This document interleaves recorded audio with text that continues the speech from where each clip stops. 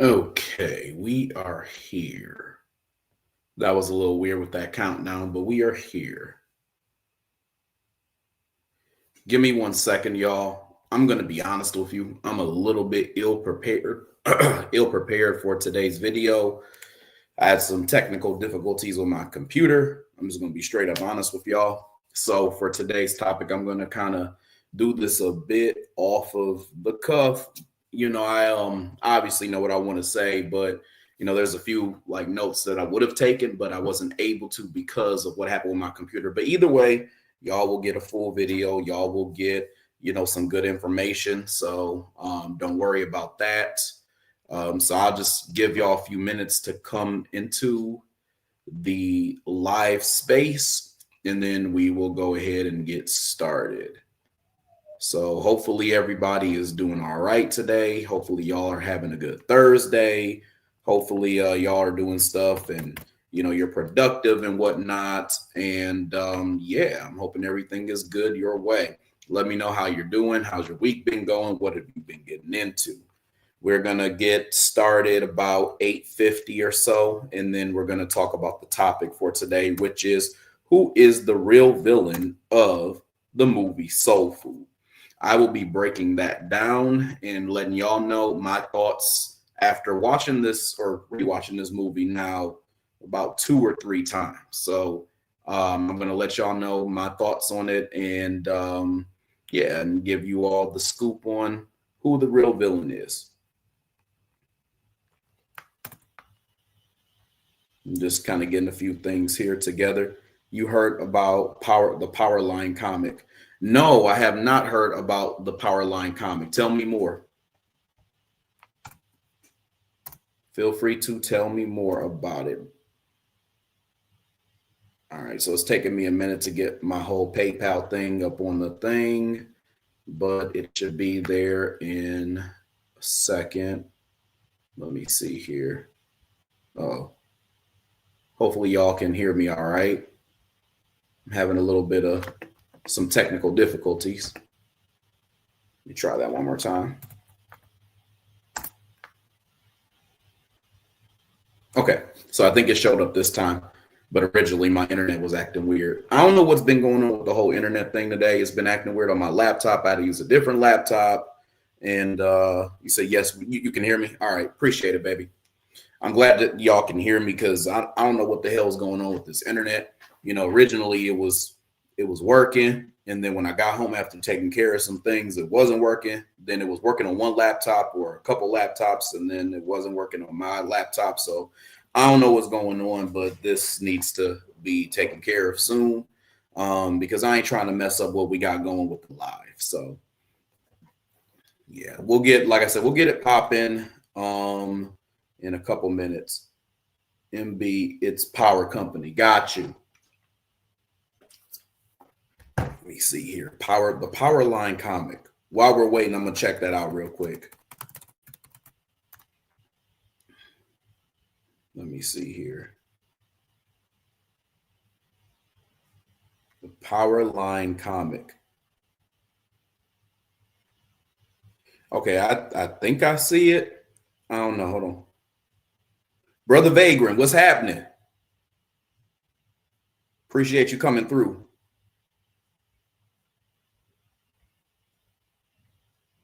All right. So we're just a minute away and we'll get started.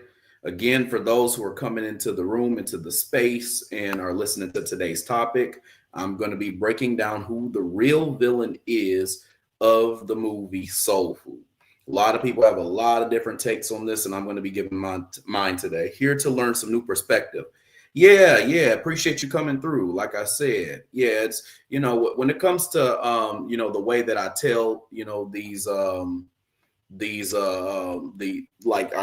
videos. I always try to break it down from who causes the root of the issues that we see in a lot of these movies. Not Power Line, it's Power Company. Got it. Okay. Yeah, no, it's all good. It's all good, fam. All right. So it's officially 8:50. We are gonna go ahead. We are gonna get started. We're gonna talk about the real villain of the movie Soul Food.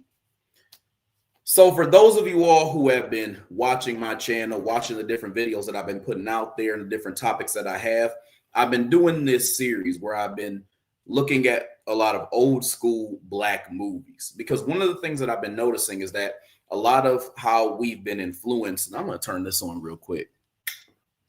Cool, there we go. Get a little bit more light up in here. So anyway, so a lot of the movies that we've been watching, like growing up and whatnot, like the Love and Basketballs, like the Wood, those types of movies, they'll portray some person as a villain. And a lot of times the villain won't be the person who they actually portrayed. It'll be somebody else. And what it shows you is that the creators of these different movies have a certain message that they want their audience to learn. And it teaches you the way that you are going to end up behaving in real life. And so with a lot of our movies, it's crucial for us to look at the way that we've been conditioned to think and the way that we've been conditioned to look at not just other movies and who is right, who is wrong, but just life in general, because this indoctrination actually permeates to the way that we actually, see things in, everyday situations. And we take the lessons that are given to us and the things that we watch and we apply them elsewhere. It's a one-shot DC comic with heroes like Black Lightning, Black Batman, and other Black heroes made by a Black writer. I'm gonna check that out. I'm gonna check out the Power Company, bro. That sounds cool. That sounds cool. All right. Look, matter of fact, while we're here, I'm gonna put a note in here so I don't forget. Anyway, going back to the topic. So with this whole thing of looking at these different Black movies, I noticed that they always paint somebody as the villain, but most of the time I notice that the villain that they paint is not the actual villain of the movie. So I came up with this rubric in my head of what I believe would constitute as figuring out who the real villain is of these different movies that we actually watch. So the way that I looked at it is, who is the person who causes most of the issues, and who is the person who causes the issues that spiral into other things? And then the other thing that I always want to know is the spiral, like the end of that spiral, the person who they're trying to portray as the villain. And oftentimes that's actually what it is. Whenever like they portray these different movies, they'll try to, they'll brush over what is really the main issue in the movie. And then they'll over portray the things that they want you to see, or whoever they want you to see as the villain or as the bad person in that movie. And oftentimes it makes you just turn a blind eye to what are the real problems. This is a serious issue because what ends up happening is these are the movies that we watched the most, or we watched the most growing up. And as a result, we took the lessons from these movies and we applied it to our lives, meaning these movies aren't giving true accountability to these different issues that are actually taking place. So if we're looking at a movie like Soul Food, we really need to analyze who the real villain is. So let's just kind of back up a little bit and just go into a little bit of background. So when it comes to the movie Soul Food, this is a movie that came out September the 26th of 1997. So this is a pretty old school movie. This is in the lines with some of the other movies that I brought up today in this conversation. Now with this movie, anybody who has watched it already knows that the person that they were clearly trying to portray as the villain was Terry's character. Terry was played by Vanessa Williams. But here's the thing about Terry's character. Terry was not the real villain of this movie. But before I tell you who the real villain is, let me tell you why they were trying to portray Terry as the villain and how they went about it. So Terry was portrayed as this very successful lawyer, or she was in the law field. She was very beautiful. She had all the other things that would make her a perfect wife. She was a great cook. She was very, again, intelligent. She was very giving to her family. She was always the person who was just, giving out and showering people with things and helping out and all this other stuff. But here's where they try to make her the villain. They try to make it seem like she was the nagging, the controlling, manipulative, evil mastermind who caused the issues for the family. And they would constantly browbeat this woman all throughout this movie. But you could clearly tell that Terry just was not the villain. Like, I mean, it's almost like easy. It's in your face that she's not the real villain, despite the fact that they were putting it in your face that she was the real villain. Now, some of you all are going to listen to this and you're going to say, don't you think that you're being extra critical because of the fact that, you know, you're looking at it from a lens now versus how it was portrayed then? And I would say absolutely not, because that lack of critical insight is what shaped the way that we see things now, especially when we look at the in-house issues, the relationships between Black men and Black women, and also the relationships between, you know, the different generations as well too, and what went wrong there. And I've talked about this multiple times, and this is something that really needs to be dived in and look deep into. So when we look at Terry's character, she was portrayed as this person who was always nagging. She was always throwing in people's faces how she was paying for everything. Because think about it, she done paid for the Big Mama's hospital bills and stuff like that. She had paid for the wedding for her younger sister, the bird chick. She paid for all these other extravagant things that was going on with the family. And it got to the point where they were so used to her paying for it, they would basically just kind of put it on the table that, well, you know, we're going to go ahead and have her pay for it and we'll just pay her back. And that was the constant thing that they did over and over and over again. It was as if like they were expecting her to just continuously throw money at things. But they made her villainous because they made it where she was continuously reminding all of her family members how much she pays for shit. And then they also would remind her how it was annoying that she would do that. So now it's doubling down on the fact that she's villainous because she's holding all this shit over everybody's head. Everybody around her gets to be selfish, and she is the asshole because she basically lets them know that they are. That's what they were basically trying to tell you throughout this movie. But let's be real. This family was a hot ass mess. I mean, this family was just some shit. I mean, literally from the jump, from the very beginning of this damn movie, you had it where you had Bird and Lim, and they had this toxic ass relationship. And in this toxic relationship, you had it where, you know, even at the wedding, even like when they were getting married, you had it where Lim was bumping and grinding with his ex. I mean, she was literally twerking on dude.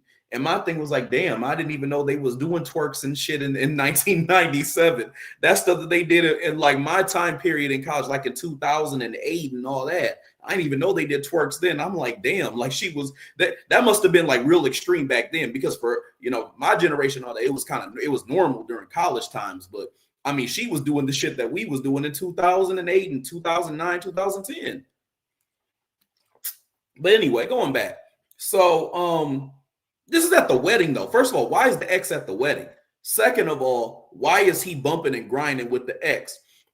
And then you had it where the Big Mama character, she tried to run interference and she tried to settle everything. And I'm like, this shit didn't need to be settled. This was like some straight bullshit. I mean, like literally your daughter's, like, I guess, husband at this point is literally dancing with his damn ex after they went and done got married. That's ridiculous. But the reason why I'm bringing that up specifically is because the point I made about Big Mama trying to diffuse the situation and trying to make sure that everybody was cool, everybody was at peace, everybody was this, everybody was that, you know, that's going to be a constant theme. And that's something that we're really going to need to dig deep into. But going back to the Terry character, right? The ex should not have been, she shouldn't even been there in the first place. Like, why? Like, first of all, who the hell invited her? If Lim invited her, that's just trifling. Let's just be real. That is trifling. Because why the hell would you have your ex at your wedding? Like, you know what I'm saying? So there was toxicity there. And then Bird's boo, he had showed up as well too. Remember, he was putting money in her bra and all this other stuff, in her dress and whatnot. So there was that going on as well too. And then she was asking dude for favors and shit like that, and going to dinner with him in order to get her man a job because, you know, he had a felony and all this other stuff. So there was that whole situation going on. So she fucked that up as well too. And then when Terry thought that she had gotten beaten and all this other stuff, she was trying to get old dude beat down as a result. And everybody blamed Terry for that situation. But to be quite honest, it really was Bird's fault in the beginning, because she should have never went to her ex, which was toxic as shit, and then asked her ex to try to put her current her husband on and trying to get him a job or whatever, since he had lost his job for lying about being a felon. Let's see here.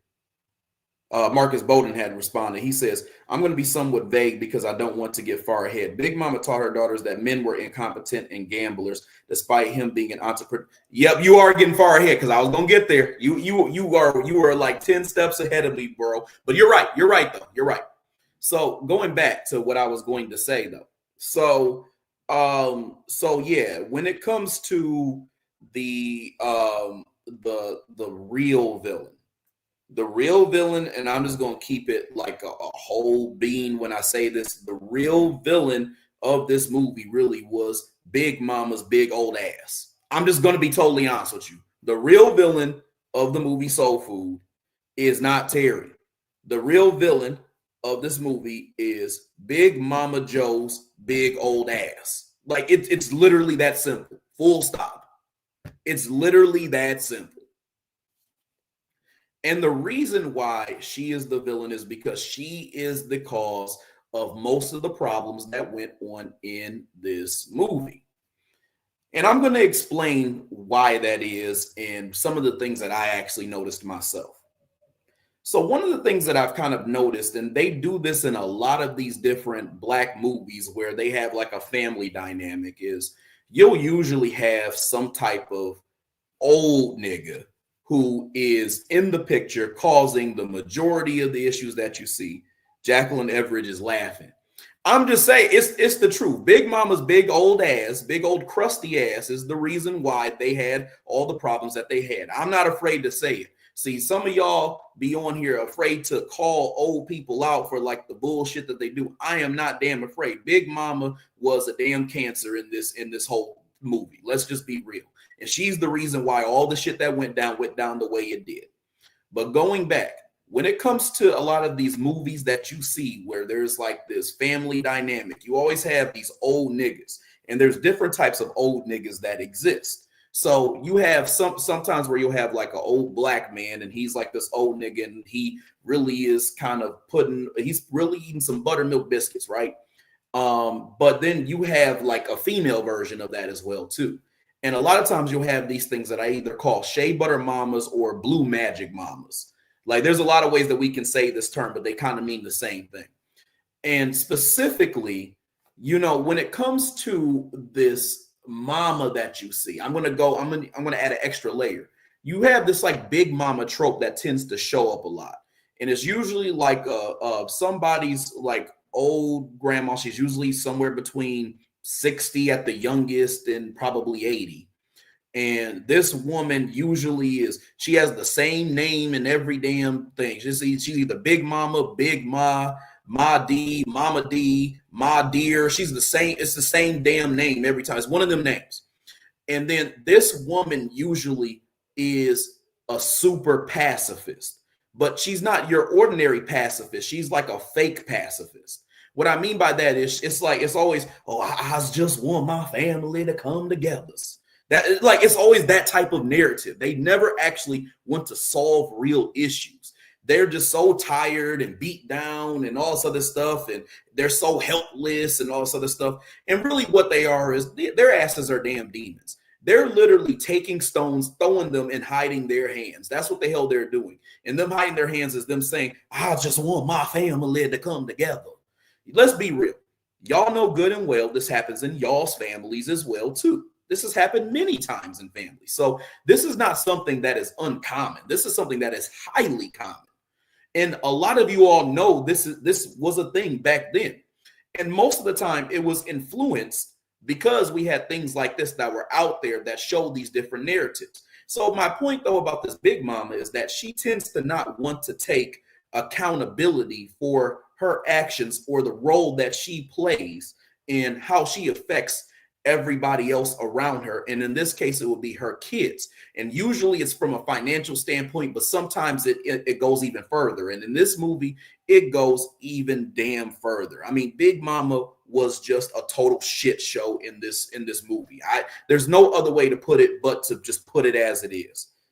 Dang, po Big Mama, I'm shooketh. Hey, I'm telling the truth, because at the end of the day, this shit needs to be called out.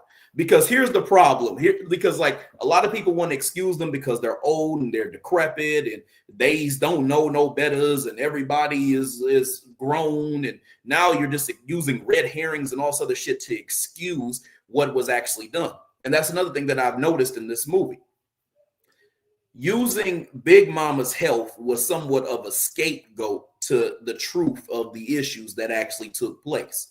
And another thing that they also used as a scapegoat, but more so like a finger pointing type of thing, was they took Terry's issues with the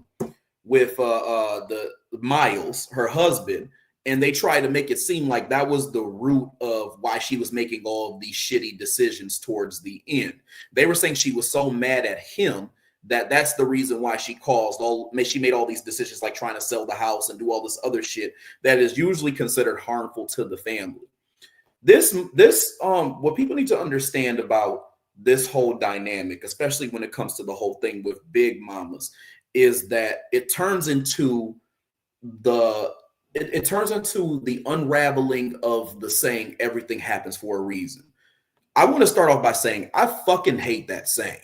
I'm just going to be honest. I hate the hell out of the saying everything happens for a reason. Not because it is or is not true, because there is some truth to it.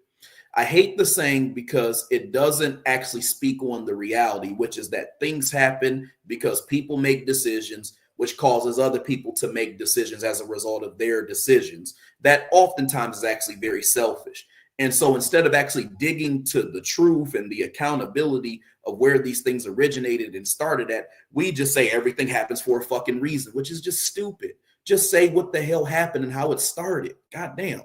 But anyway, going back. So I hate the saying, and this was clearly something that they were trying to do throughout this movie, using Big Mama's example, because she was somebody who caused all these different issues. I want y'all to kind of really think about this and think about the way that she caused issues specifically for Terry. Big Mama literally had money just hiding somewhere, yet she was letting Terry just foot the damn bill on every fucking thing that was going on. And they even said at the very beginning, as Marcus Bowden pointed out of the movie, that her Big Mama's husband was quite an entrepreneur. I mean, he had multiple businesses. Like he had a laundromat. He had what else did he have? I have it written down somewhere. He had a laundromat. He had a corner store. He had a barbershop. So he was an entrepreneur. This was a well-equipped man. But what they try to do is present some sense of duality, where although he had all these great businesses, he also was a gambler, and he was somebody who was irresponsible, and she had to be there to clean up the mess. But Big Mama was causing the ultimate mess. Also, too, she wasn't taking good care of herself, which made it where her kids had to take care of her, or she positioned her kids to take care of her. Because here she was with her big old ass eating ham hocks and chitlins and all types of shit at them damn soul food Sunday dinners. And then that shit ended up having her in the hospital, where she almost had to have her foot cut off like damn Toby on Roots. So that's why I'm like, Big Mama caused a lot of the damn problems that we saw in this movie, because she was withholding that money, forcing one of her kids to foot the bill on everything and also be the scapegoat for all the family's problems. She was trying to force her family into this false, peaceful narrative where it was like, okay, everybody just needs to come together despite your problems, despite everything that you've done, because they did a lot of shit to Terry, and we're going to get into all of that as well too. And she also, on top of that too, was trying to create this narrative, like Marcus Bowden also said, that, you know, a lot of these black men out here really, you know, they're really not about shit. They're schemers, they're scammers, they're gamblers, they're people who can't be responsible, even if they have all this talent, all these great things going on. And here they are to pick up the pieces. Yet and still, you're the one who's causing all the issues with your family and not digging into shit and getting down to the nitty gritty. You just like, I just want peace. I just want everybody to come together. Your family doesn't need to come together. They aren't really a family. They're a bunch of leeches who were trying to leech off of damn Terry. And really, if she really wanted true accountability in a real family, then you need to put them in their places and let them know where they did shit that was wrong, or basically tell Terry, yo, like, you can dip on the family if they're just going to treat you like shit, because that's what they were doing. They were just using Terry. I mean, literally, they had Terry. They literally had Terry like paying for every damn thing and then blaming her every time some shit went wrong. And then on top of that too, Vivica Fox's character, she literally stole her man. Like, he cheated on her with the sister. Then she married the man. And then they flaunted it around in her face the whole fucking movie. I'm like, ain't no way you all think that she's the villain and and her sister literally did all this stuff to her. Now, I don't want to get sidetracked. I want to go back to the point about Big Mama. Here's another reason why Big Mama is the problem. Big Mama is a puppeteer. And this is something that a lot of these toxic ass mamas do when they are on these different movies. They like to puppeteer a lot of bullshit. And let me tell you what I mean by that. They like to set people up to be brainwashed to behave in the way that they want them to behave, that excuses them from the shit that they did. I'm gonna give you two examples of where she does this. The first example would be Terry. The second example is Ahmad. Terry was being puppeteered to be basically the ATM, as she said. She even made an acronym to say why she was the family's ATM. She wanted them to be an ATM with no, she wanted Terry to be an ATM with no boundaries, because that really was Terry's whole issue. She had no boundaries. She didn't tell the family, look, like, y'all are using me and y'all need to do shit on your own, or basically tell them to go to hell, because after the sister done cheated on her and all this other stuff, I don't even know why Terry stayed around or attended the dinners. But the reality is that if we had to take a guess, it's because Big Mama had already ingrained in her head that that was going to be her use to the family. She had to be loyal. And let's be real, even in modern times, we have a thing where people are expected to be loyal to the family, even if the family is toxic, has done them dirty, has done them wrong, and has done horrible things to them. So we have this dynamic that we all just need to come together. We don't need to talk about accountability, who was wrong, who did each other dirty, that type of thing. No apologies, no nothing. It just has to be a thing of we all just need to come together. And that was the whole thing. It was false. It was like false peacemaking. Then you had Ahmad. Ahmad was being puppeteered, and I'm going to say this, and some of y'all might not like it, but I'm just going to say it anyway because it needs to be said. Ahmad was being trained to be a simp. I will say it one more time in case you didn't hear me because you thought I said it fast. Ahmad was being trained by Big Mama's big ass to be a big old simp as an adult. And he was showing you the path that he was going even as a kid. Because there was a couple times where I just wanted to knock Ahmad's ass over. But then I thought about it and I'm like, one, he's a kid. And two, it's not really his fault. He was brainwashed by Big Mama. Big Mama was telling him what she wanted, her wishes and all sort of stuff. It's like, no, I wish you would have taken accountability for the way you fucked up the family, Big Mama. But instead, you're trying to train a little Ahmad here to bring people together without hashing out the real issues and the problems and the things that they've actually done. So that's what you were doing. You were using the boy as a scapegoat. And a lot of families like to do this. They like to have this thing where they, because of the fact that they've done a lot of dirt or they have issues with somebody, whatever the case may be, they use their kids and people like that as like the pseudo therapist or soundboards, where they vent to them about problems and the issues that they have or issues that they're not trying to resolve.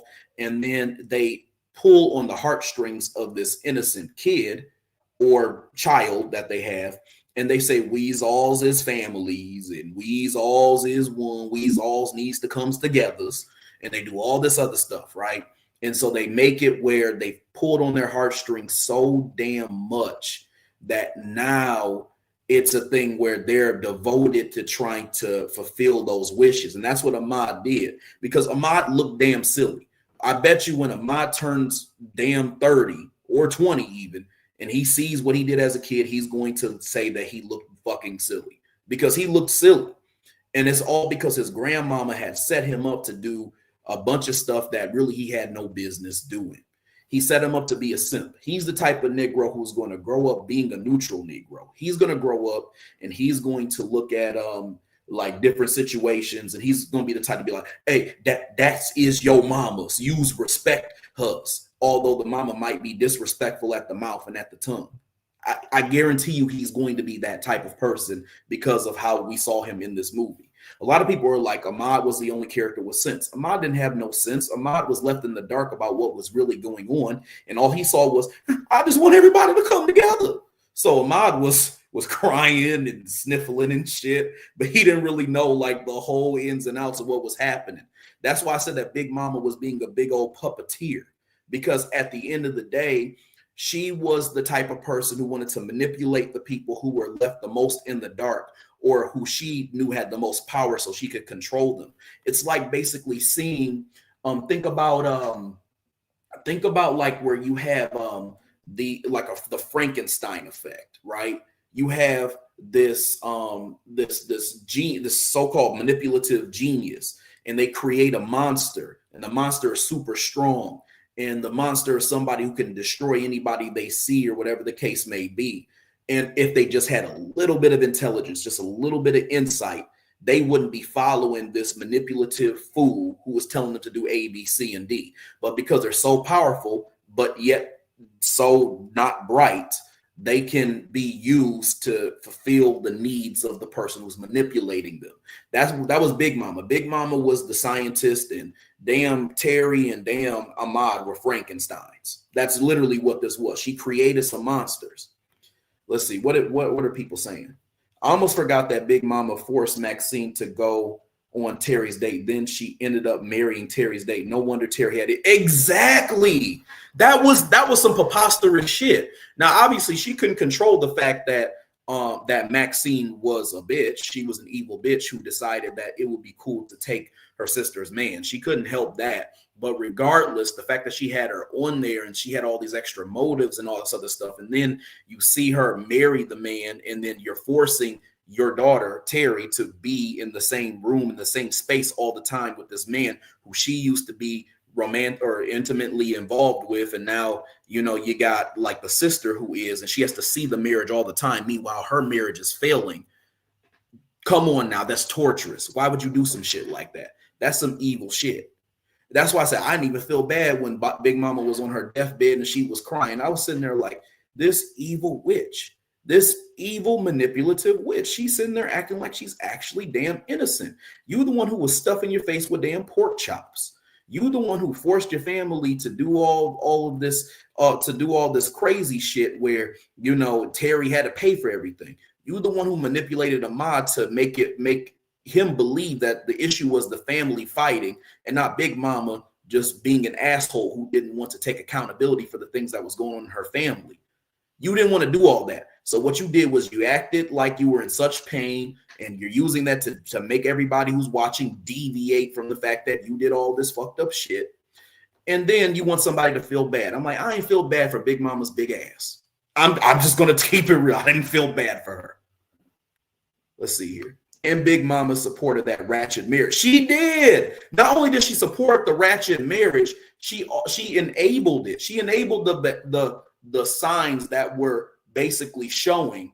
Like she like tried to like pacify them like it wasn't a problem. It's like having a damn ice cream cone and the shit is melting. You're trying to take the shit that's melting, putting it back on the damn ice cream. Like that's what she was fucking doing. It was ridiculous. I agree Terry was not the villain. She wasn't. This is true. This is such a good breakdown. I appreciate it. I knew that movie got under my skin and really didn't like watching it. Never saw it from this perspective, but it makes sense. Yeah, and that's why I say that, we really got to look at things because there's patterns. The thing you have to understand is that there are patterns of the reasons why things happen the way that they do. And I've noticed certain patterns. A lot of times, like, they'll make it where, like, the main villain will be somebody who it's not supposed to be. Like a lot of times, like I'll give you an example. Sometimes they'll make the main villain of these black movies will be a black man, but really it's like a black woman. Or sometimes it'll be a black woman, but really it's like the white supremacist. Or sometimes it's a black woman or a black man, but really it's one of the old niggas. Like they don't like to tell you who the real villain is of these different movies. They like to tell you who they want you to see as the villain. And that's why Terry was villainized, because Terry, the thing that people are going to focus on now is the fact that Terry used Terry didn't believe in her husband Miles's dreams, causing him to feel like he needed to emotionally cheat, which is why he was sitting there having sex with the trifling cousin. The reason why they're trying to frame it that way is because what they're showing you is that Terry was a problem, or this is what they're trying to show you, that Terry was the problem because Terry was taking out her frustrations with her family on her husband subliminally. Because one of the reasons why Terry was so unsupportive and not really loving the way she needed to be and all this other stuff of her husband was because she was so upset with the treatment of her family, and she was so exhausted from that, both emotionally and also financially. She had been paying for all these bills. She had been paying for this wedding. She had been paying for stuff with the house. She had been paying for all these different things. She had been the person who solely was rescuing the family in all of their issues, drama, and bullshit. And she didn't really have anything to give to her husband emotionally. That's literally what was going on.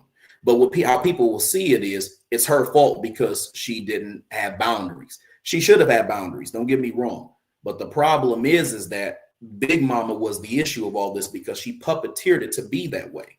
A lot of these parents have a way of basically telling, their kids, yes, and so many, they're not going to say it directly like this, but yes, I may have been harsh. Yes, I may have been mean. Yes, I may have been disrespectful, but I'm still your mama. So you're going to listen to me. And you're also still going to keep coming back to the family, even if what they did was disrespectful, mean, harsh, etc. You get brainwashed and you believe that you have to keep going back to a family who's toxic and leeches off of you when that's not the way shit is supposed to be. So what else did people say here? They did Terry dirty in that movie. They did her hella dirty in this movie.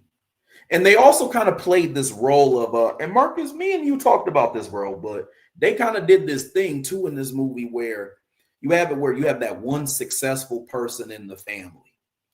And that successful person is somebody who is seen as like the golden child, that type of thing.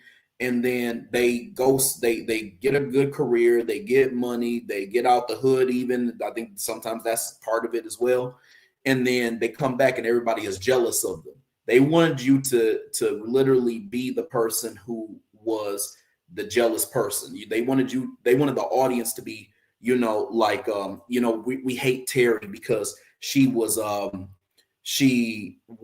acted this way, she acted that way, but really it was a way to make you also jealous, of how she was behaving as well too. They wanted you to hate the fact that she was successful. They wanted you to hate the fact that she was somebody who was financially stable. They wanted you to hate the fact that, she still managed to, get a husband and, create, a certain life for herself and take care of the family despite everything that they did to her. They wanted you to hate that character because it symbolizes this idea of, enabling jealousy. Let's see here. Notice that the men had no say-so on what's going on in the family. They all were expected to just sit back instead, being in the forefront to solve problems. Absolutely. The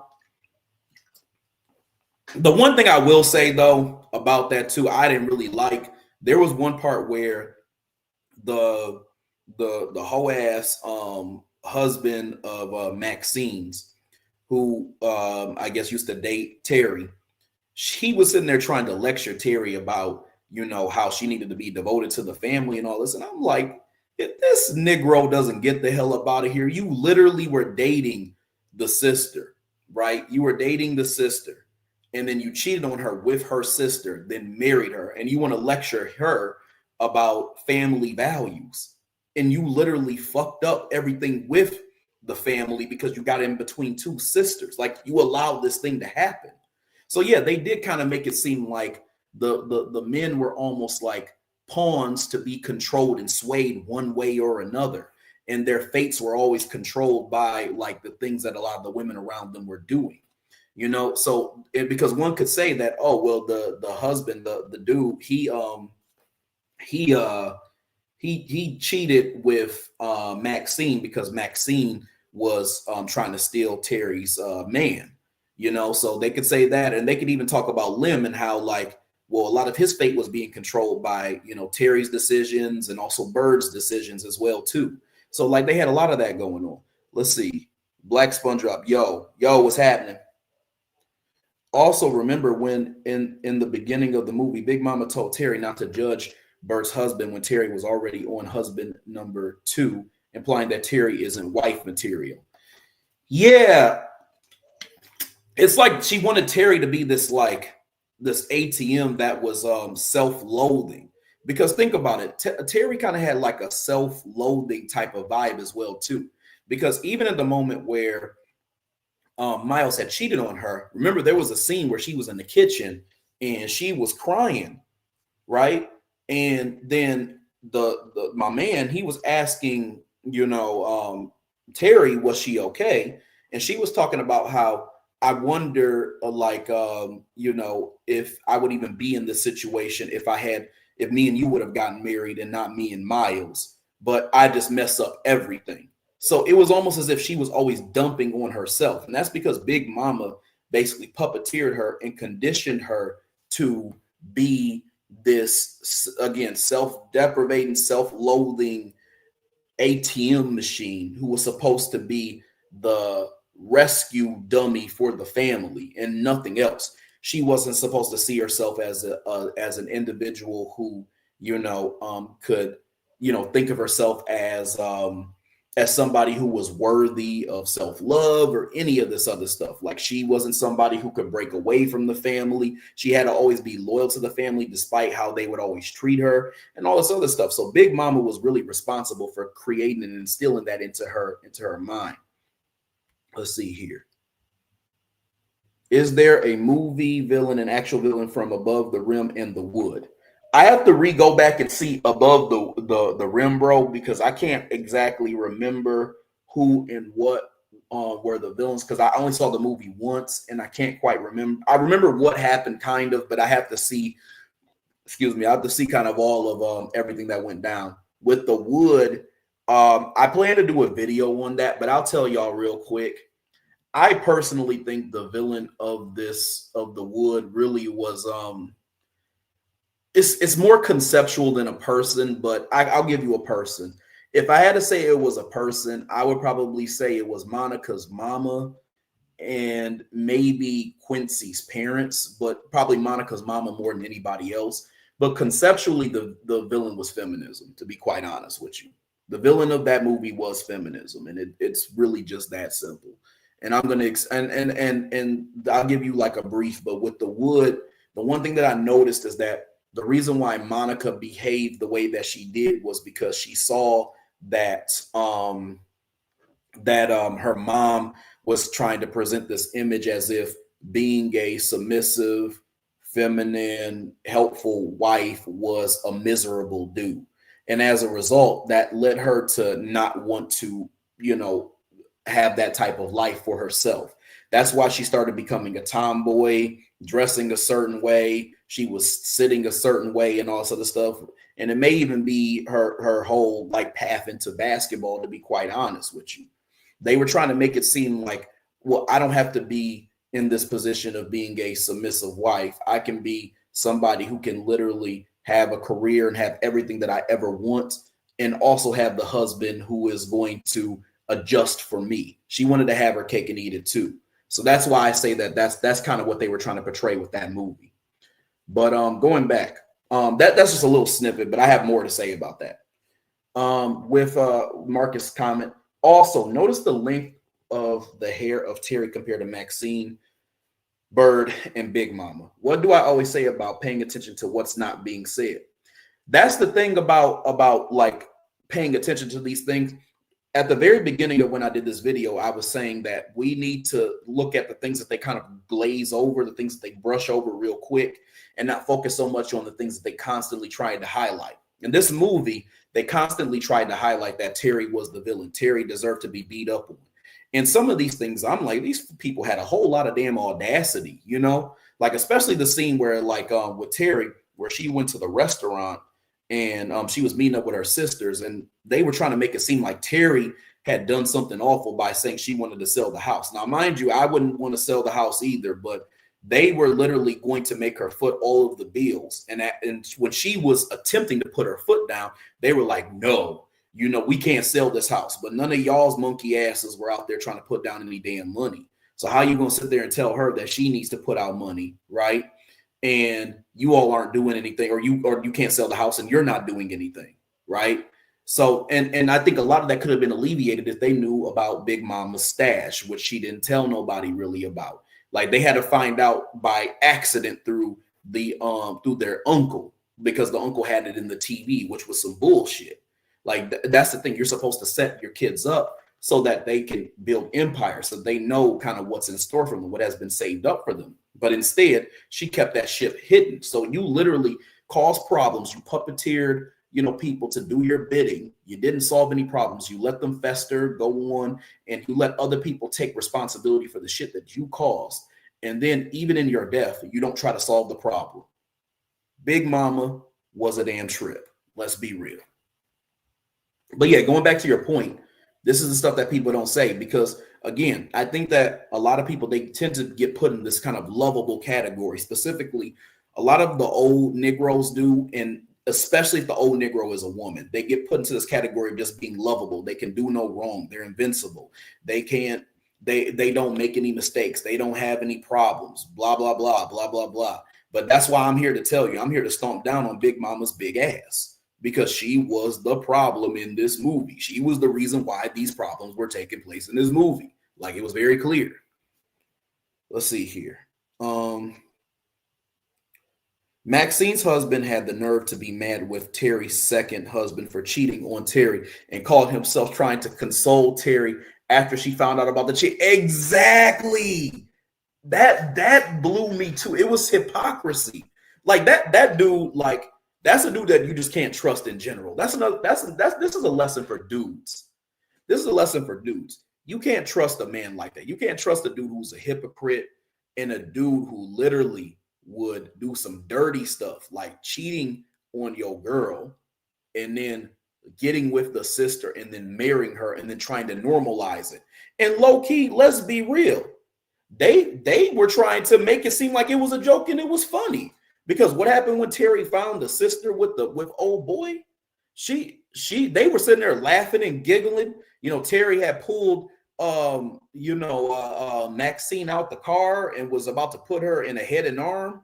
And then old dude was sitting there smiling and cheesing, like, hey, it's not that serious. He was sitting there cheesing. And I'm like, this is a dude that you just can't trust in general. He's sitting there cheesing like a damn Cheshire cat. And the reality is that he's the one who was helping to initiate this grimy shit. You can't trust no dude like that. And then, like, for him to turn around and be a hypocrite, yeah, he should have just kept his damn mouth closed. Let's see here. I'm a villain in real life. I'm not throwing talents and life purpose or personal power to feed a man's ego and need to feel like a leader. I mean, yeah, to each his own. But I guess, like, what my comment, I'm assuming that you're saying that in response to the whole thing about what I was saying about love and basketball. Or I said, though, you know what? I'm sorry. A black SpongeBob asked me about the wood, not love and basketball. I gave y'all a slight breakdown for love and basketball. I apologize about that.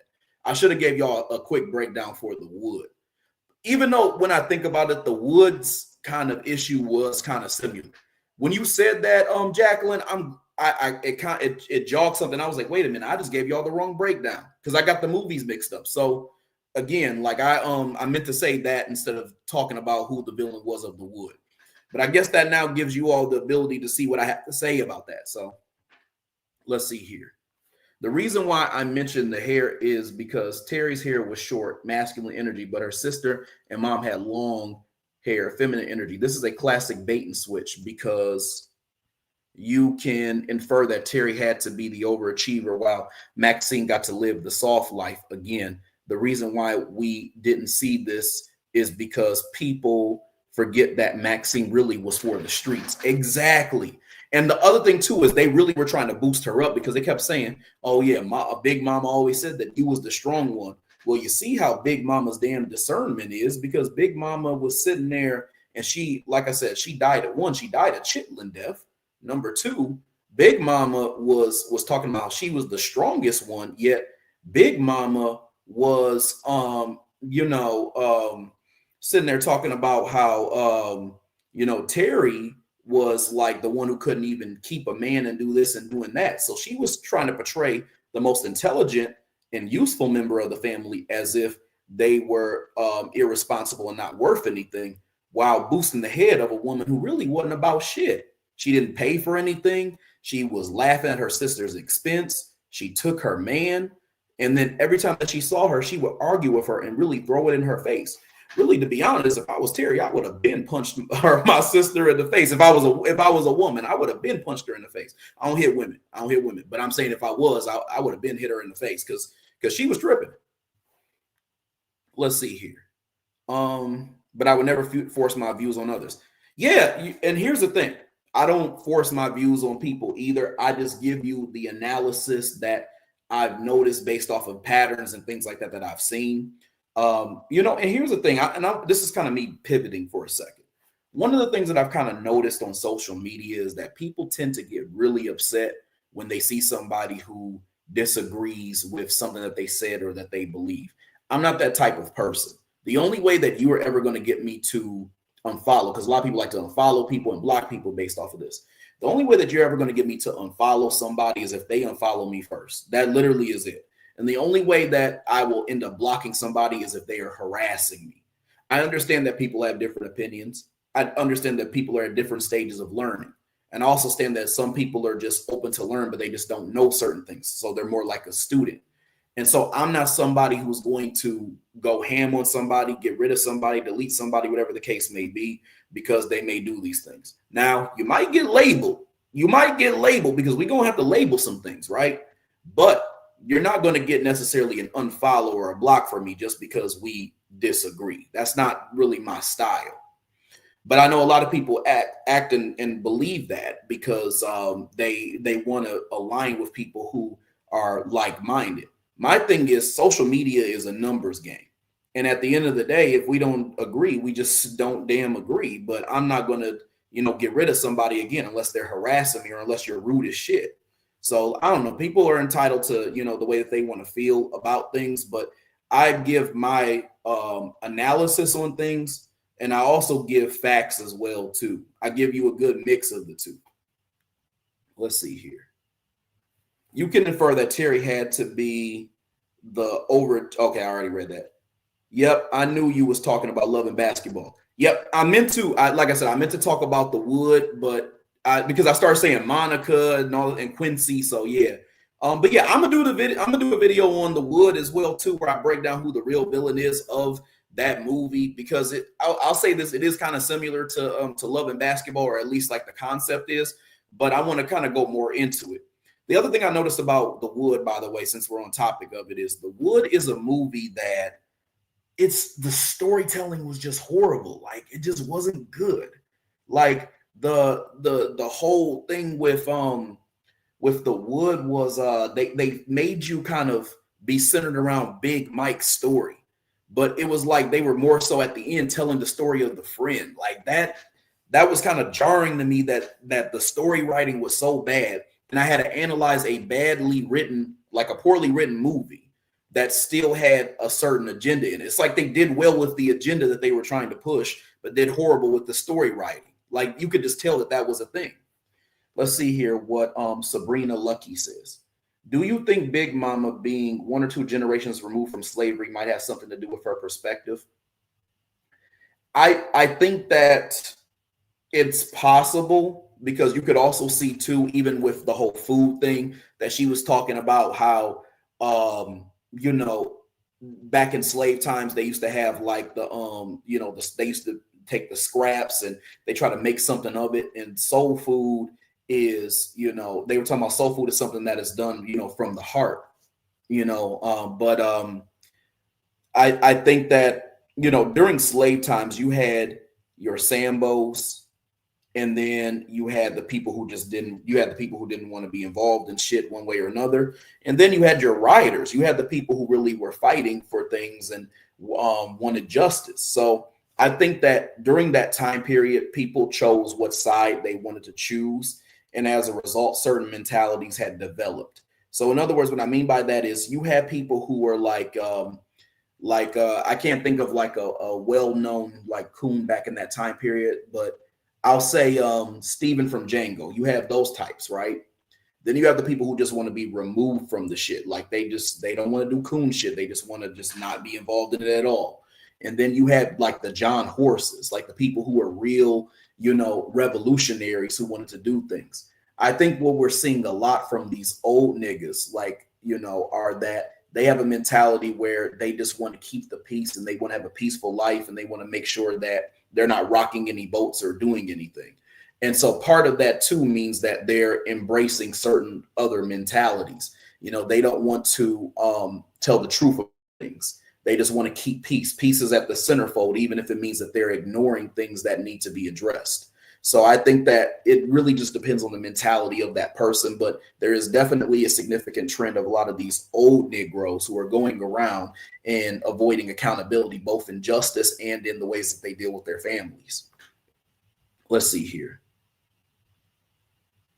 So Black SpongeBob says, you mean Monica, a young version that she dates Mike during school. I'm not sure what you're saying, but are you talking about Love and Basketball? Or are you talking about The Wood? Because when I think about Mike, I'm thinking about Omar Epps' character in The Wood. When I think about Monica, I think about Sanaa Lathan's character in Love and Basketball. Which movie are you talking about? Sabrina Lucky says the things she ate, trying to bring the family together and then deserting her own health. It was a mess. I agree, and it was a mess. That's why I said that there was a certain mentality, and you could kind of tell by some of the stuff that they did and the way and the things that they said. So you could kind of hear embracing some of the mentalities that were related to slavery, because she was saying that the food that she was cooking that was a part of the whole soul food thing were things that were originally scraps that they had back during slavery, and they were making the best of what they had. And so they were calling it soul food because it comes from the heart, and all it did was fuck your heart up. Like that was some crazy shit. So I'm with you on that one. I am open-minded. I respect others' views. I like people who don't always think like me. It helps with personal growth and understanding, like I'm learning something new tonight.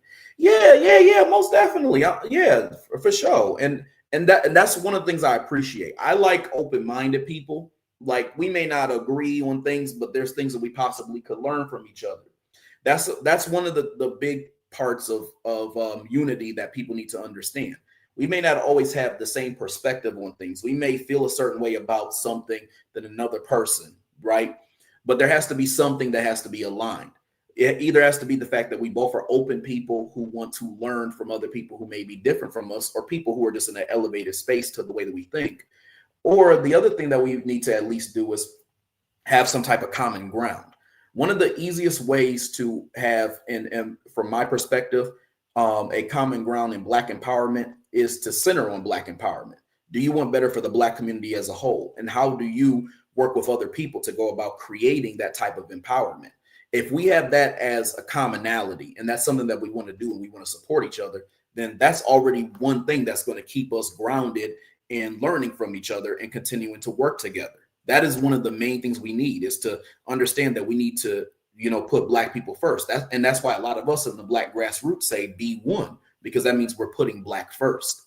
But ultimately, to what you said about the open-minded thing, that's one of the things that we need, is to be open-minded to different perspectives and to be able to have civil conversations when we have disagreements, so we understand the other side of what other people have said and we understand who they are and the way that they think. Let's see here. Sabrina Lucky said something. Also, Big Mama may have been passive, but she was left to be a leader, and naturally women are nurturing. I feel she showed up to the best of her ability. And that's still not a good thing. And that's still not a good thing. Yeah, you're right, but it's still not a good thing. Because it's like, I think that there's probably was a certain mentality back in the day, and there weren't all these conversations about boundaries and accountability and all this other stuff that we're having and circulating today. But it doesn't mean that it's invalid for us to go back and look at where accountability needs to be inserted. I think the other thing and the other problem with that is that at some point when we watch these movies, TV shows, and things like that, somebody gets assigned to be the villain. All we're doing is going back and showing who the real villain really was in that situation, and that's an important part of accountability. We have to look at, well, who was the real villain? We're not saying you didn't try. We're not saying that you only used the tools that you had, but ultimately what we are saying is that you are responsible for the issues that you've caused. And regardless of that being all you knew, that's kind of what it is. And that's the way that a lot of us just get treated in general. Like, oh, well, maybe you didn't know something and you fucked something up, but somebody's holding you accountable. Like, oh, you should have done this better. But maybe you didn't have a good teacher to tell you needed to do this thing or that thing a certain way. I think that we just turn a blind eye to that when it comes to old folks. We excuse them for their behaviors, their BS, and the things that they do that are bad, not just in the past, but also in the present. Because a lot of these old Sambos aren't doing things like in the present that are constructive and positive. So that's why I say, like, it's important for us to keep in mind, yeah, you may or may not have done the best you could, because sometimes they didn't. Sometimes they didn't do the best they could. Sometimes they were just doing things. You may or may not have done the best you could, but the intent doesn't matter when the impact was negative. Let's see here. The wood. Okay. The wood. Well, let me go back to your statement. You mean Monica, a version that she dates Mike during school? I thought that character's name was Alicia, bro. That you're talking about, but yeah, like that's who I'm talking about when I say that they centered on the story of Mike and Alicia at the very beginning and through most of that movie, but then later they came back to this idea of it being about one of the friends and him getting married, because we at this point weren't attached to the friend or his wife. Like, they may have shown like the conflict, but the reason why they did this, and I noticed that they like to do this in a lot of these movies, is they like to do this thing where they present red herring so much that it distracts you from who is the real villain, who is the real problem. And so what they were doing was they were constantly showing you, this man's afraid to commit, this man's afraid to commit, this man's afraid to commit, while ignoring that there was a feminism problem. So that's why I said that they have this tendency to, as Marcus Bowden said, turn a blind eye to the things that aren't really being said or screamed, although they are the biggest issues, while focusing on things that aren't as relevant.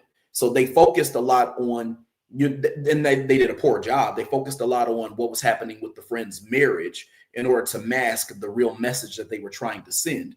And it resulted in them telling a very bad story. Let's see here. I agree. I'm very centered on Black empowerment. Yeah, and that's the main thing. We like the main thing that kind of keeps us where we're all connected with one another in a positive way is, one, just having respect for each other, especially when you see somebody doing something constructive. Two, Black empowerment, Black people being first, that being a thing. And three, open-mindedness, hearing new perspectives. There may be some things that you can put, me on game of. If we disagree, there may be things I can put you on game of, so those are the things that are most important in trying to create unified connections. Let's see here. What did my beautiful wife say here? That is very true. You are not going to agree with everything. There always needs to be a level of respect, though. Absolutely. And that's the thing. I say a lot of things on Instagram. There's some people who disagree with me, right? But and that's fine. But I think for me, the big thing is you have to have some type of decorum and come on there with a little like act right, for me to want to keep being connected with you and take you seriously. You can't be on there trolling. You can't be on there being like rude as hell, because if you're going to be rude as hell, I'm either going to delete her or I'm going to roast the shit out of you, because I am a roaster. I'm going to let y'all know I am a roaster, because at the end of the day, let's be real. We know how it goes on social media. Any type of attention is good attention. And all that happens when we go back and forth. Some people look at that and they're like, that's too much. That's this, that's that. That's my algorithm. That means my algorithm done went up because I'm showing everybody the way that you acted and the problem with how you acted as well, too. So thank you for the engagement. You just grew my following. So that's why for me, like it's got to be a certain level of decorum so we can have a proper discussion. You know, if not, it's just going to turn into like a roast session, or I'm just going to delete it if I'm really truly annoyed by what you're saying. Let's see here. I agree. Discussion, not conflict. You know, and that's the thing. Like, that's why I say, like, when it comes to us discussing different things, there's got to be a core. There's got to be something that's unshakable, right?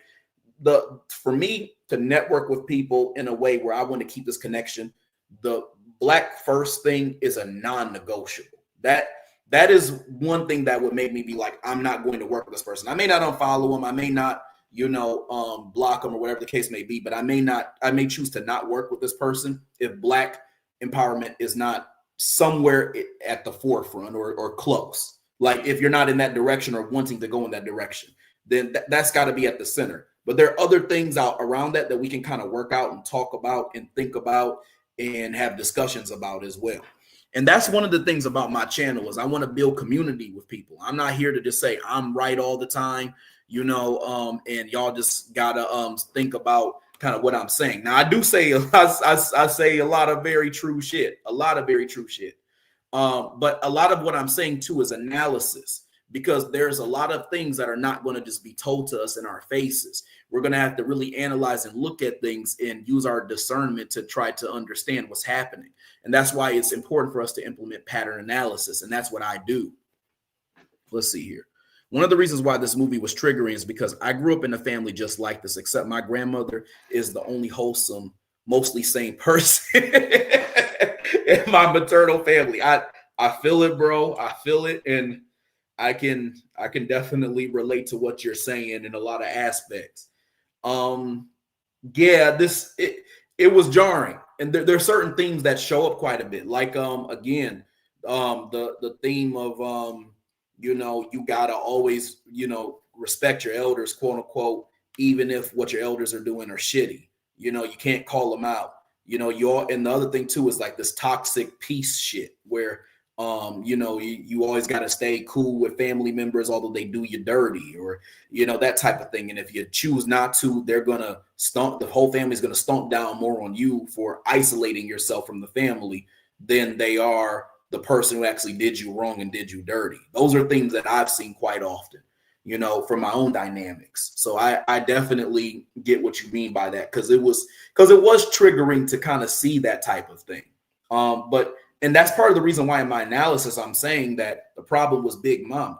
So Big Mama is somebody who really should be held accountable for the way that she really destroyed her family and then tried to blame the family for the conflicts that they had, amongst one another. She puppeteered a lot of that shit, and then it spiraled into bigger problems. And so because we as humans have short attention spans, we stopped focusing on the main thing. We only focused on the things that they kept pushing over and over and over again. So that's the way that when you look at these movies, y'all, that's the way that you got to look at that. That's the way you got to look at a lot of the things that you see. They're not going to tell you the truth in plain sight. You're going to have to analyze and see that it's not the what they're trying to portray to you is not the reality of what the real problem is. These are things that you're definitely going to have to flush out. Oh, Alicia, my bad. I forgot her name. Yeah. And that's why I was wondering if you were talking about The Wood or Love and Basketball, Black SpongeBob. Because Monica was the character that was in Love and Basketball. So yeah, I think I may have tripped you up a little bit too, because I started talking about Love and Basketball, so you kind of like started talking about both. Let's see here. That being said, one of the toughest conversations is how do people leave their legacies. In this movie, the other implied villain is entrepreneurship. Notice Maxine not having a job got the full package. Yeah,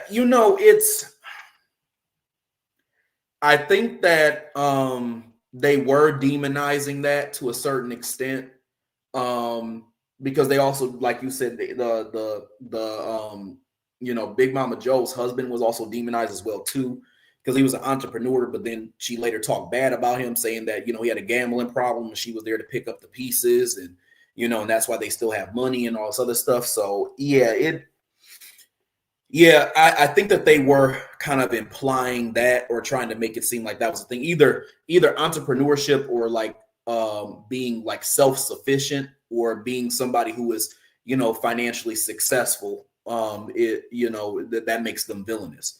It's like they kind of were kind of playing up the people who were more so like they had these working class type of situations, or they didn't have a job or that type of thing. They were given a little bit more attention and compassion, whereas those who had an entrepreneur spirit, or they had their own thing, like they were successful, they were seen as villains. So yeah, I definitely see what you're talking about.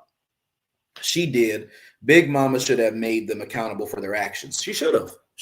I mean, she should have really like stomped down, and she had an opportunity, because one could say that all she wanted was peace, because I've been saying that this whole breakdown, right?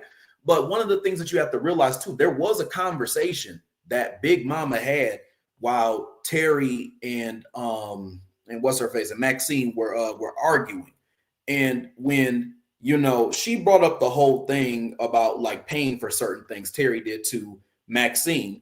Big Mama quickly deviated and say, Terry, like, you need to focus on your man.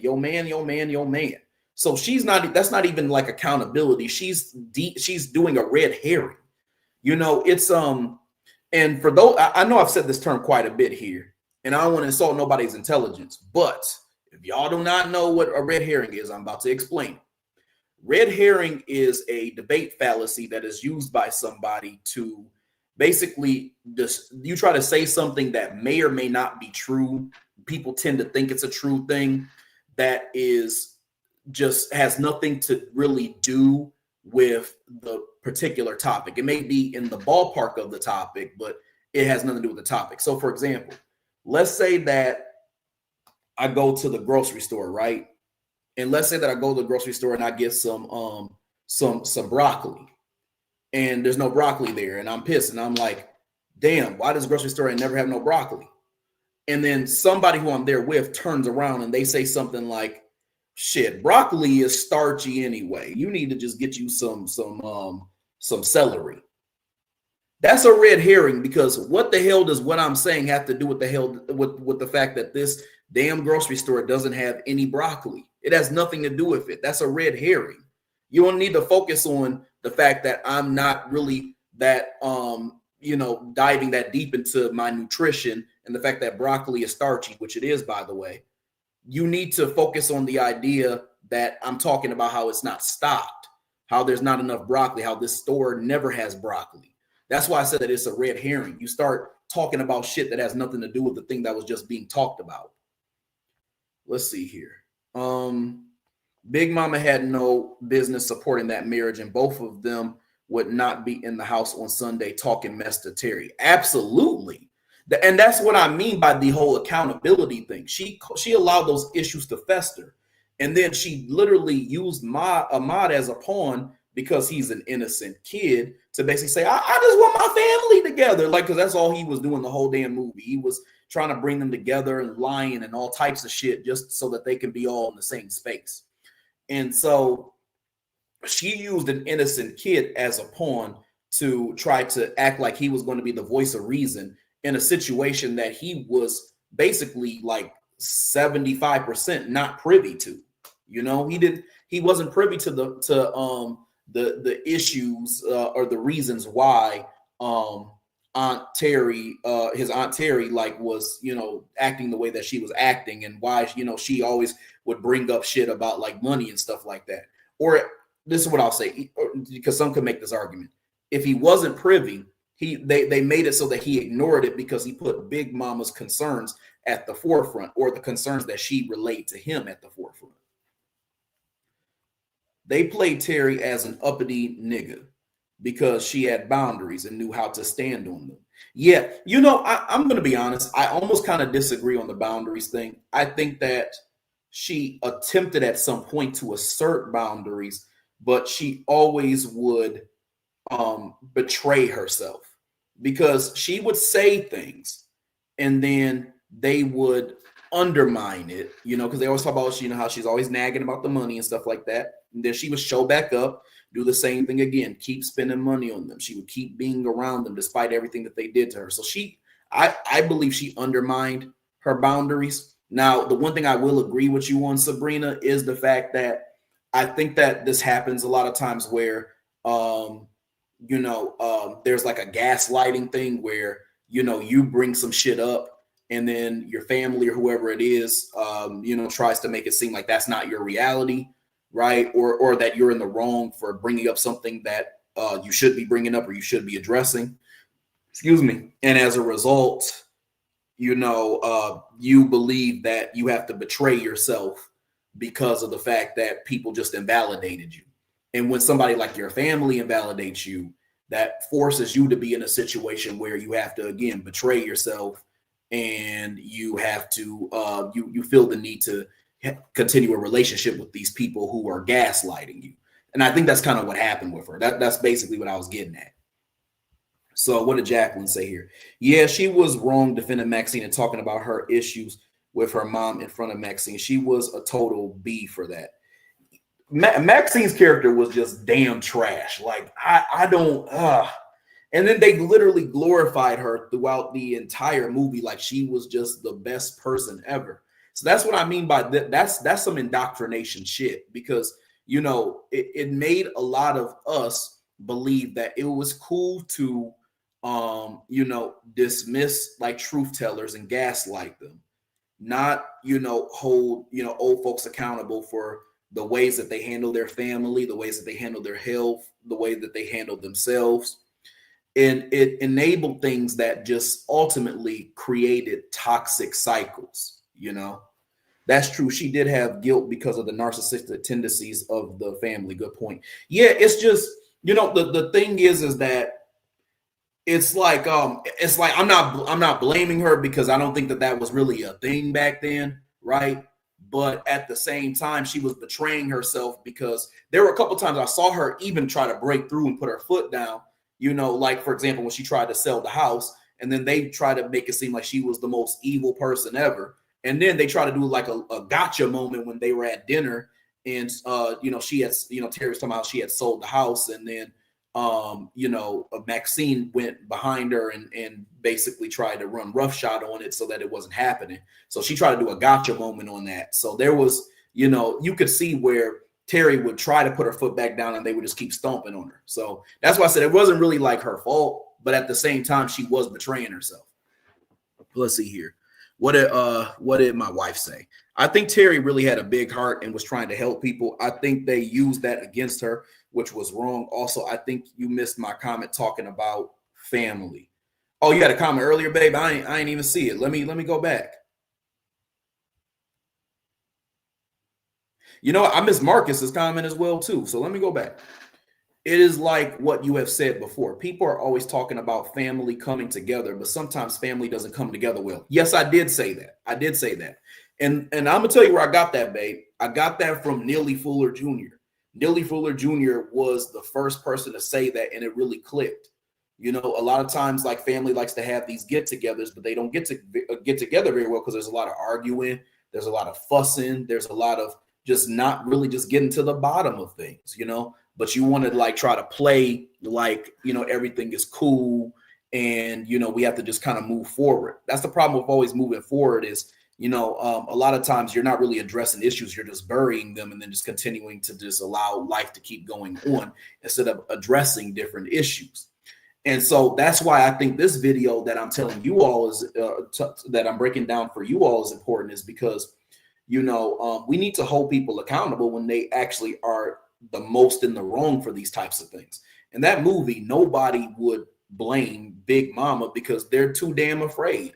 Everybody is so quick to defend, a lot of these old Negroes and, talk about, their intent and what they were trying to do and all this other stuff. Their intent doesn't really matter. It's the impact that they had and the impact that they eventually have on like empire building and future generations, and the way that we kind of handle each other, the way that we deal with each other. It's just it's problematic. Let's see here. I say this because there's this trope that Black people have to struggle financially in order to be spiritually in tune, which isn't true. And the oldest living male, Uncle Joe, was seclusive. you brought up something that I've heard Tariq Nasheed actually talk about as well too, and I agree with him. You don't have to present this image of being a struggling um, pro-black or spiritual person.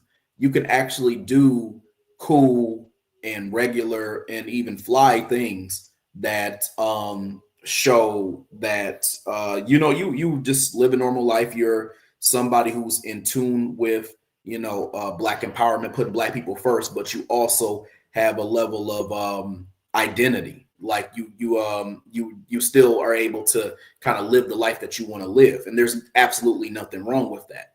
So I can definitely see where you're coming from with the whole. There's a trope where you have to kind of hit rock bottom or be at the bottom, and then that brings you into consciousness. When that's not necessarily how it goes.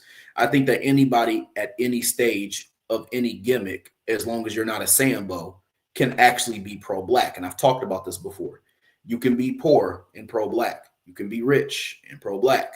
You can be a jock, like an athlete, and pro-black. You can be a nerd and be pro-black. You can literally be any type of gimmick, social status, whatever, and be pro-black. It does not have to have a poor type of gimmick. Like I hit the bottom and that's how I got to this point. Now you could be that person, right? Ain't nothing wrong with that. But you don't have to be. Let's see here. What do other people say here? Yeah. Let me go back to your comment, babe. I think Terry really had a big heart and was trying to help people. I think they used that against her, which was wrong. Absolutely. And that's why boundaries are important. But again, back during that time period, 1997, like I said, that wasn't a big discussion. It wasn't a big thing about boundaries this, boundaries that, like there are today. But here's the thing about that. I think that there was a lot of gaslighting that was going on as well too. There was a lot of, well, it's like whenever she would bring things up, people would always like try to embarrass her or try to put her down, shut her down or whatever because of, what, she was saying when she was bringing shit up or she was calling people out. So I think that, as much as she cared, I think that part of it too was that she wasn't really taught or it was reinforced to her that she wasn't worth anything. Her self-worth was basically shot. So a lot of that givingness was maybe wanting to be accepted because she clearly wanted, to still be around her family because she would still go around them despite the fact that they just used and abused her and did all this shit to her. So it's like that's kind of like what they were portraying. And I think that your point also kind of sheds light on what Marcus had said earlier about how they almost put her on this in this like giving masculine type of role where she's cold, but still somebody who wants to help people. Like, well, not cold, but like stoic. But she's somebody who wants to kind of help people in her own way. She wants to do acts of service and things like that a lot of us actually like to do, to assist people. And she also was, again, like the wealth source, the resource that is. And, she was showing that. So I think what your point is doing is also shedding a light on, it's almost as if they took Terry, they put her in the role of a black man, and they basically gave her black male issues. Like these are issues for any sex, don't get me wrong, but like I think a lot of us as black men, we have this problem with boundaries a lot of times because we're told that we're supposed to, be resources for people and stuff like that. And people end up using us, not thanking us so they can use us up. And that's kind of what happened with Terry. Is like she became the resource, she became the plug, she became the person that they went to. And then even when she would stand up for herself, they would beat her down. And instead of her like leaving and saying like, fuck this family because y'all been doing nothing but using me. Let's see here. Right. You have to acknowledge what happened first. We cannot just move on. Yep. Yeah, I hold my family accountable. I have called them out and cut them off. Some cut me off for being too honest, calling them out and being very pro-black. Yeah, that's another thing too. A lot of times, because a lot of these like in mainstream media, they like to kind of portray this this Hotep gimmick, where Hotep is being used as a pejorative. So if you're somebody who's pro-black, it's seen as a joke. It's seen as something that is not worth taking, very serious. So that's why a lot of times, like, families will get like real disrespectful, and they'll treat you like weird and stuff like that when you have pro-black values, because a lot of them are into the whole we've got to do better. They're into that type of shit, and like we's is our own worst enemies. Like they get into that like coon babble type of shit. They love to go on and on and on about how we are the reason why we're the issue that we are, and when you try to bring up different things that are happening systemically and that are going on, or the things that you want to do to empower the community, then they have all these, you must be a hotep, you this, you that. So they go into that type of thing.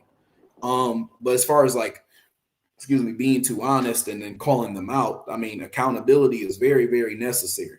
It's very necessary because a lot of times that's needed, because it's a way of flushing out what real problems are and creating solutions. That's something that's super needed. And a lot of times families try to, avoid that, because it does, like, they don't like to be held under a microscope, and they don't like to really look in the mirror to see, the things that they've actually done. And much less do they like to apologize and own, how they have impacted you.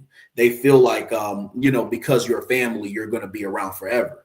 But a lot of us have been taking that stance that we're just going to hit the boogie in a lot of these relationships, because we're not going to sit there and deal with somebody mistreating us and thinking that they can keep doing it because we're family and we're blood.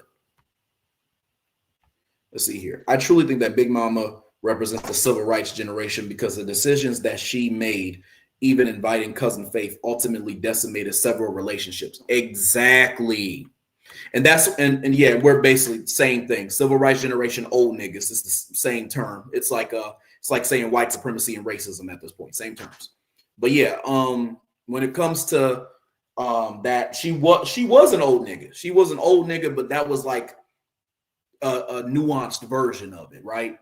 But you're absolutely right, because that's the problem with them today. A lot of these old niggas are decimating, not just relationships, but our abilities to build empires in a proper way. And the reason why is because they're not preaching anything or teaching you anything that is gonna enhance your ability to advocate for Black empowerment. You're not being given resources and other things that can be passed down to you, that you can create, build upon, and then pass down to your family members as well too. All they care about is praying to God for a better tomorrow, and then living a life of peace.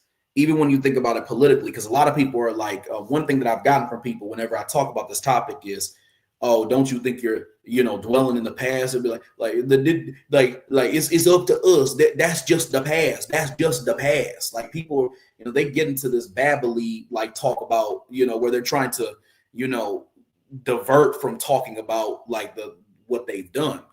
But what I keep telling people is, look at the present. Don't even look at the past. Look at the present. Tell me what these old Negroes do politically. They don't do shit politically.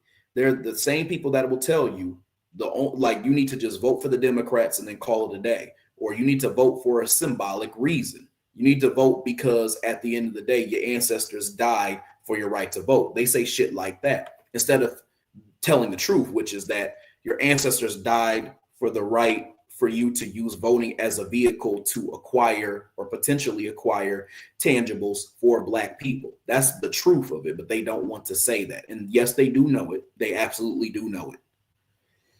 Let's see here. Cousin Faith was another one, just a pure dirtbag. I don't know why the writers of the film always had Terry's men going with her family members. That's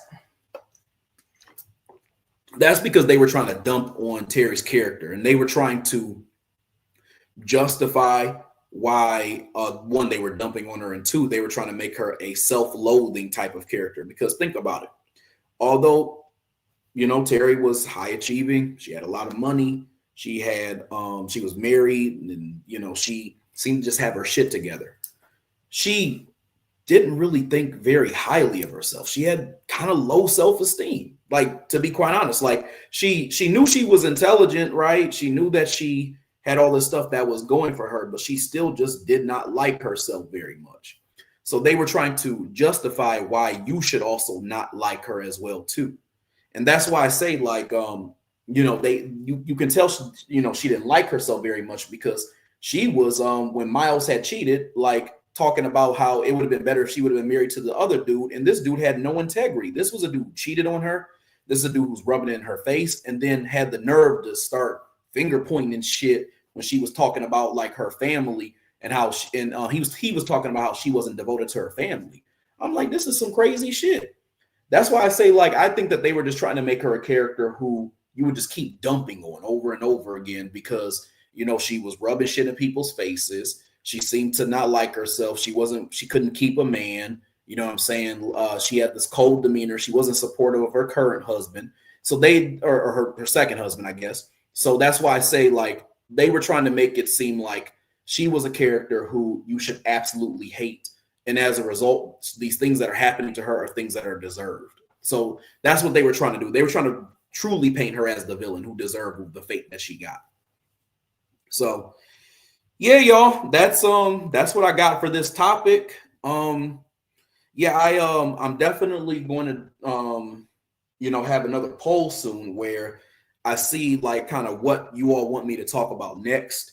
I want to do one where maybe I mix it up. I have a few where it's like, who's the real villain of this movie, that type of thing. Another thing too, if y'all don't follow me on Instagram and you are on Instagram, please do. You're more than welcome to send me post requests of things that you would like for me to talk about or discuss. Sorry, I need some water. I'm talking a lot. But y'all are more than welcome to send me post requests. I'll definitely talk about different things related to things that you would like to hear, either like current events or like just topics that you want me to flush out.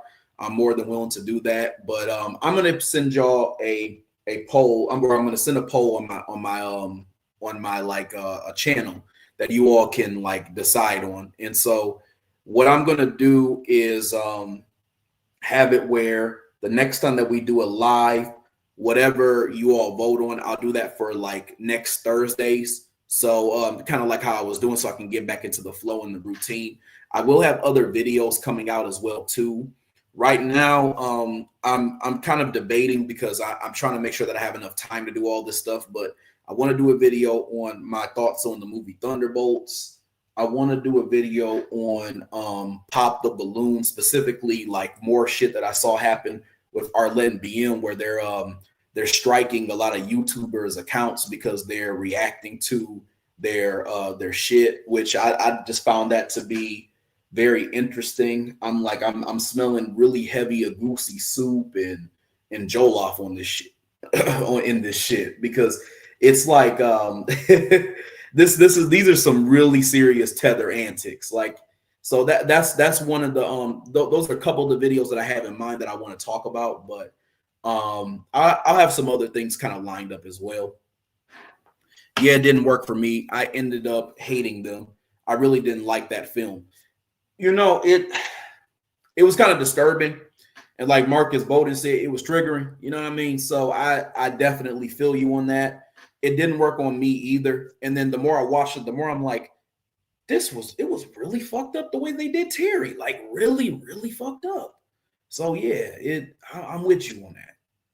Could you do a breakdown on East Bayou, please? I got you on that. Matter of fact, let me write that down right now, as a matter of fact. It's been a minute since I've seen that movie, but I'm gonna break that down too. If y'all haven't seen it, by the way, I did a breakdown recently on I'm trying to think, what's the name of the basketball movie. I just saw it. Hold on. Now I gotta go to my own damn YouTube. It's the movie with Denzel Washington, with Jake Shuttlesworth. What is the name of that movie? Why can't I think of it right now? Like, I literally just did it like not too long ago. Hold on.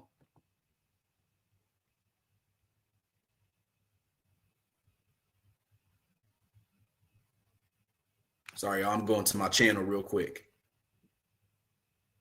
He got game. I don't know why I was having a brain fart. He got game. So that I just did a breakdown on that, or maybe I did it a couple weeks ago, but I did a breakdown on that movie, and I talked about who the real villain was. So y'all definitely want to go check that out, because I probably went in a direction that I think a lot of people weren't expecting me to go. So that's on my channel right now. There's also other videos that I did breakdowns on as well too, because I had He Got Game. I did one on Black Panther. I did one on Why Did I not Why Did I Get Married? I did one on Medea's Family Reunion. I did one on Acrimony. I did a whole bunch of them. Let's see here. How do you feel about so many non-FBA actors used in the movie Sinners? So I talked about this before when I actually did the Sinners video, but my personal opinion on it is I wish that they would have had FBA actors for those roles. However, I do think that the people who were non-FBA who played those roles did a good job. So I will give credit where credit is due. I thought the acting was really good for each of them, such as like Annie's character, the Annie character, and such as my man. Why can't I think of his name right now? I don't know why I'm having so many brain farts, y'all. Delroy Lindo. Delroy Lindo did a good job as well too. But yeah, I thought they did a good job, but I do wish that they would have been FBA. And honestly, I'm gonna be real with you. I kind of wish the reverse when they're like African roles. So as much as I loved brother Chadwick Boseman's portrayal of Black Panther, if it were up to me, I would have chose a continental African to actually play that role. So I would have put somebody in there like me personally, Damson Idris. Some people disagree with that. I think he would have been a fine Black Panther. I think another person who would have been cool would have been I don't know how to say his name, but he played Daniel in Insecure. Like I think would have done well in that role as well too. There's a few other people that come to mind, but my point is that there's a lot of people that they could have had. Although Chadwick Boseman did a great job, I just believe that if we, start encouraging for people who are like not of that culture to play a role that is of a different culture in the Black community, it turns into this big thing where they'll start taking like, because y'all seen this a lot, British actors, and they'll play a lot of FBA roles and shit like that. So I'm not really a fan of that, because there's a lot of very talented foundational Black American actors and actresses who could just play roles of characters who are meant to be foundational Black Americans. But you see this quite a bit. Let's see here. Good discussion. Do you have live discussions with guests on any platform? I do, Sabrina. I actually have like guests on Instagram. I might do that here at a certain point as well too. I've had actually I did do it once. I did it with Taylor B, because Taylor B was a special guest on there. So yeah, I've done it once here. I may do it more here. I do it on Instagram pretty often. I have regular guests, people who would like come on, and I would interview them, ask them questions, and get the timeline, and people who are following me acclimated to people who like I've been like kind of working with and whatnot. So yeah, I do it there as well. He Got Game. Okay, so you said it. He Got Game was good. Very sad film. He Got Game. I can see why you believe it's sad. Me personally, I think that what happened to Jake is what like it's kind of a mystery, but the way it kind of went down, I think was deservable. I think that Jesus did what he should have done. I actually like Jesus's character for the most part. I actually thought that Jesus was he was real about a lot of shit in that movie. And I like the fact that this was a movie where they did address a lot of things where people needed to be held accountable. Now, there still was a lot of like backlash, and there was a lot of shit like you had Jake like kind of talking about some you need to let go of that hate, get that hate out your heart, boy. There's a lot of that shit going on. But at the same time, Jesus was basically handling things the way they should have been handled, in my opinion.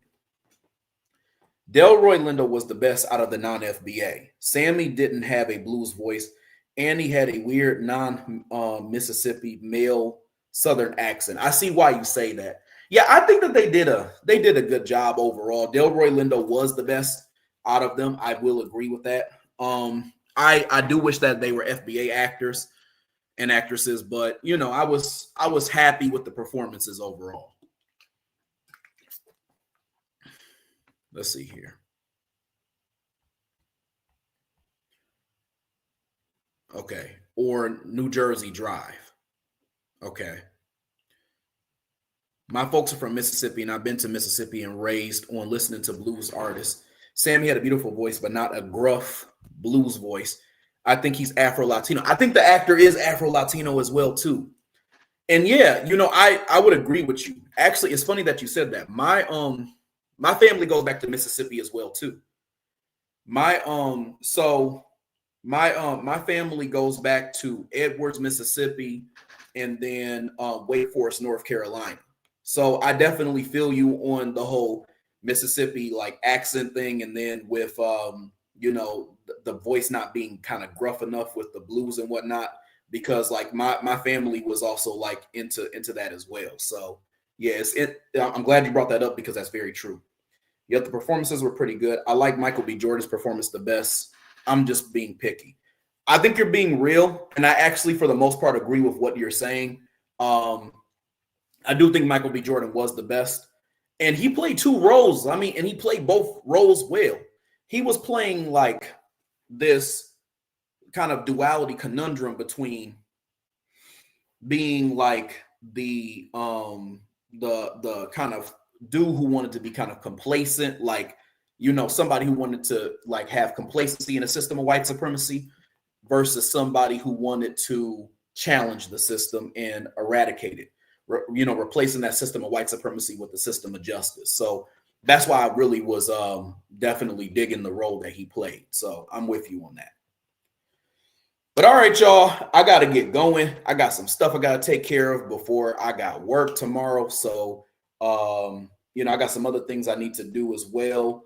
I may shoot a video. I don't know yet. I'm still trying to feel some things out. But regardless, I'm glad y'all was able to show up, and we were able to kind of chop it up about what or who was the real villain of soul food. I'll definitely have more videos and lives to come, so definitely stay tuned.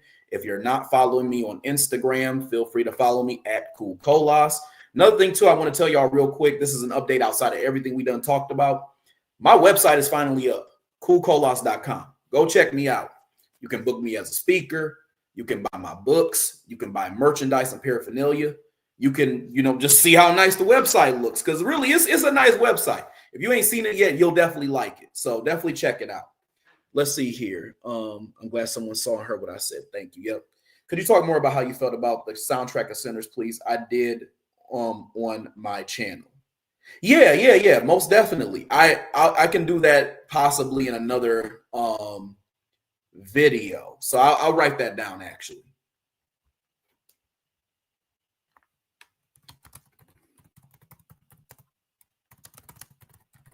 All right, so I'll put that down. So I'm going to keep all this stuff in mind, and I'll make sure I'll talk about it. All right, y'all. I appreciate y'all coming through. I hope y'all have a good night, and we'll definitely be talking soon. All right, peace out.